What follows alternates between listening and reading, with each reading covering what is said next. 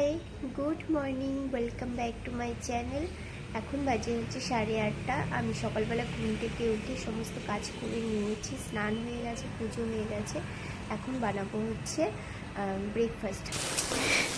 রাতের কিছু ভাত ছিল, সেটাই একটু ভাত ভাজা করে নিলাম। সকালবেলায় এটাই আমাদের ব্রেকফাস্ট, কারণ ভাতটা তো ফেলে দেব, তার জন্য। আর একটু চিকেনও ছিল সাথে, তাই ভাবলাম ভাতটা ভালো করে ডিম দিয়ে আর ক্যাপসিকাম পেঁয়াজ দিয়ে ভেজে নিই। তো রেসিপিটা তোমরা দেখতে হলে কমেন্ট করো, আমি শর্টে রেসিপিটা ভালোভাবে দিয়ে দেব। তো ভাত ভাজাটা না খুবই ভালো হয়েছিল, টেস্ট হয়েছিল খেতে, আর চিকেন দিয়ে খেতে তো অসাধারণ লাগছিল। তো ভাত ভাজার মধ্যে আমি না একটু ওই ম্যাগি মশলা দিয়ে দিই, খেতে অসাধারণ লাগে। তোমরাও ভাত ভাজার মধ্যে একটু ম্যাগি মশলা দিয়ে দিবে, খেতে কিন্তু খুব ভালো লাগে। তো আমার ভাত ভাজাটা হয়ে গেছে, এবার আমি নামিয়ে নেব। তো দেখো আমার ভাত ভাজাটা হয়ে গেছে, আমি নামিয়ে নিচ্ছি থালার মধ্যে। আর রাতের একটু চিকেন ছিল, ওটা দিয়ে খেয়ে নেব। তো আমাদের খাওয়া দাওয়া হয়ে গেছে, এবার তাড়াতাড়ি করে লাঞ্চটা বানিয়ে নিচ্ছি, কারণ যাব হচ্ছে একটু ঘুরতে। বাইরে একটু ঘোরাঘুরি না করলে না একদম ভালো লাগে না। তো লাঞ্চে বানাচ্ছি হচ্ছে ডালের বড়ার তরকারি, একটু ফুলকপি ছিল, ফুলকপি দিয়ে ডালের বড়া তরকারি করছি। এখন জানি এখন ফুলকপির সিজন না, কিন্তু আমার ভালো লাগে, তাই বাজারে দেখেছিলাম ফুলকপি, ফ্রেশ ফুলকপি, তো নিয়ে এসেছিলাম। খেতে কিন্তু ভালোই হয়েছিল, আর রেসিপিটা খুব ভালো হয়েছিল। মানে ডালের বড়া দিয়ে ফুলকপির তরকারি সেই খেতে হয়েছিল। তো আমার হয়ে গেছে প্রায় তরকারিটা, তো বড়াগুলো দিয়ে দিলাম। এবার একটু কাঁচা লঙ্কা কুচি আর একটু গরম মশলা দিয়ে নামিয়ে নেব। তো আমার সেটা হয়ে গেছে, মানে ডালের বড়ার তরকারিটা হয়ে গেছে, তো নামিয়ে নিচ্ছি। দেখো কতটা ভালো হয়েছে, লোভনীয় হয়েছে খেতে। আর ঝোলটা আমি একটু মানে পাতলাই রেখেছি, কারণ এটা টেনে যাবে বড়ার মধ্যে, তাই।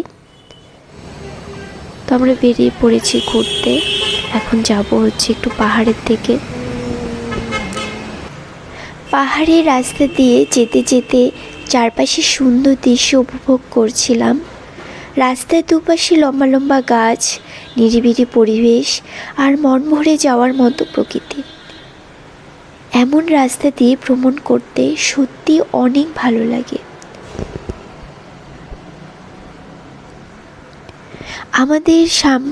আমাদের সাথে যারা গিয়েছিল তারা সামনেই বাইকে করে যে যাচ্ছে, তারাই আমাদের সাথে এসেছে, মানে আমার হাজব্যান্ডের বন্ধু আর বন্ধুর ওয়াইফ। তো এত সুন্দর পরিবেশে যেতে ভীষণই ভালো লাগছিল। অনেকটা ঠান্ডা ঠান্ডা পরিবেশ, একটু বৃষ্টি বৃষ্টি ভাব ছিল। আমরা তো ভেবেছিলাম বৃষ্টি চলে আসবে, কিন্তু ভাগ্যিস আমাদের লাক ভালো যে বৃষ্টি আসেনি, একটু ঠান্ডা ঠান্ডা পরিবেশ ছিল। আর পাহাড়ের মাঝ দিয়ে যেতে ঠান্ডা ঠান্ডা পরিবেশে ভীষণ ভালো লাগছিল। এরপর আমরা পৌঁছে গেলাম চা বাগানের মাঝে। পাহাড়ের উপরেই চা বাগান, ভীষণই সুন্দর। সেখানে কিছুটা সময় কাটালাম। আমাদের ছোট্ট আনভিকে নিয়ে হাঁটাহাঁটি করলাম। ওর সঙ্গে এই ছোট্ট ছোট্ট মুহূর্তগুলো আমার কাছে খুবই স্পেশাল। ওর হাসি আর আনন্দ দেখলে সব ক্লান্তি দূর হয়ে যায়। চা বাগানের সবুজ সৌন্দর্য আর পাহাড়ের দৃশ্য একসাথে যেন পুরো জায়গাটাকে আরো সুন্দর করে তুলেছিল। কিছু ছবিও তুলে নিলাম স্মৃতি হিসেবে রাখার জন্য। এরপরে আমরা আরও উপরে উঠে গেলাম। দেখো কতটা নিচে রাস্তা আর কতটা উপরে উঠে গেছে। আনবি তো হেঁটে হেঁটেই উঠবে, ও তো কোলে উঠবে না, কোলে থাকবেই না, ও হেঁটে হেঁটে থাকবে। আর দেখো উপরে ওঠার পরে আরও ভীষণ ভালো লাগছিল। এত সুন্দর পরিবেশ, তোমরা যদি সব থাকতে তোমরা জানতে পারতে যে আমার কতটা ভালো লাগছিল। তবে যাই হোক, আমাদের সত্যি খুব ভালো লাগার এই পরিবেশটা দেখতে অসাধারণ ছিল। দেখো কতটা নিচে সেই রাস্তাটা, আর আমরা কতটা উপরে উঠেছি। হেঁটে হেঁটেই কিন্তু উঠেছি, আর আনভিও যেন হেঁটে উঠেছে।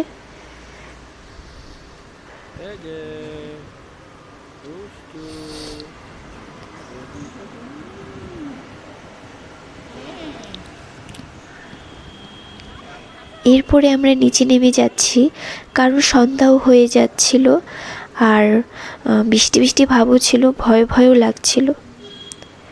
আর আনভিকে হেঁটে হেঁটে উপরে উঠতে দেখে ওরা নিচ থেকে দেখছিল আনভি হেঁটে হেঁটে উপরে উঠছে, তাই ওরাও না একটু আনভিকে আদর করে দিল।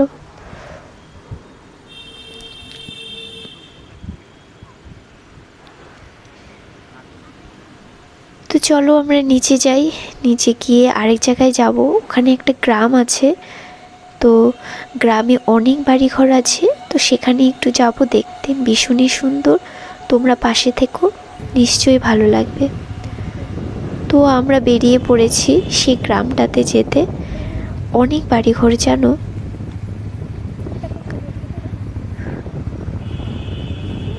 আনভিকে দেখো কিভাবে তাকিয়ে আছে, ও ভীষণই ভালোবাসে ঘুরতে, তাই আমারও না কোনো অসুবিধে হয় না ওকে ঘোরাতে।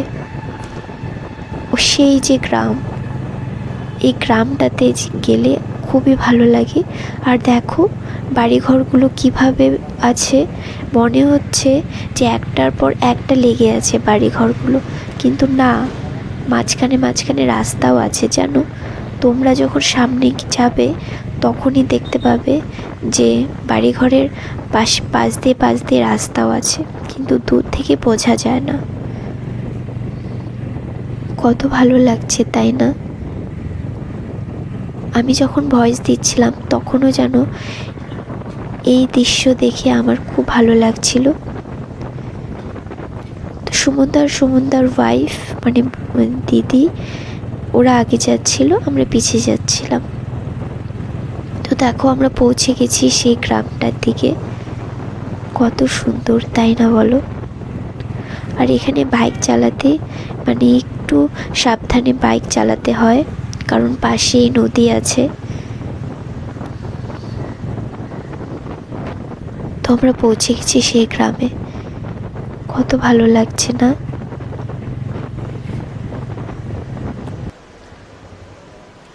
সেই গ্রামের পাশে একটু দাঁড়িয়ে সব কিছু দেখছিলাম, খুব ভালো লাগছিল। এখানে না সবাই দাঁড়িয়ে সমস্ত কিছু দেখে, কথা বলে। তো আমরাও তাই এখানে দাঁড়িয়েছিলাম, অনেকক্ষণ দাঁড়িয়েছিলাম। সন্ধ্যার দিকে আমরা একটি সুন্দর জায়গায় বসে কিছুটা সময় কাটালাম।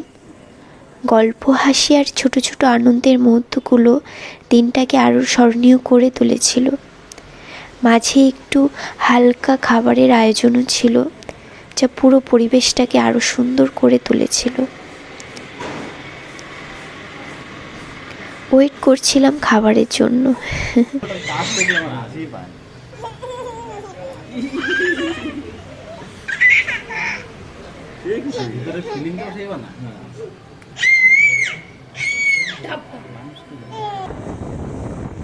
এভাবেই আনন্দ, ঘোরাঘুরি, সুন্দর খাবার আর পরিবেশের সঙ্গে অনেক ভালো সময় কাটিয়ে শেষ হলো আমাদের আজকের দিন। আশা করি আজকের ব্লগ তোমাদের ভালো লেগেছে। ভালো লাগলে ভিডিওটিকে লাইক করে দিও, চ্যানেলটিকে সাবস্ক্রাইব করে দিও, আর কমেন্ট করতে ভুলো না। কমেন্ট পড়তে আমার ভীষণ ভালো লাগে, তোমরা কমেন্ট করো প্লিজ।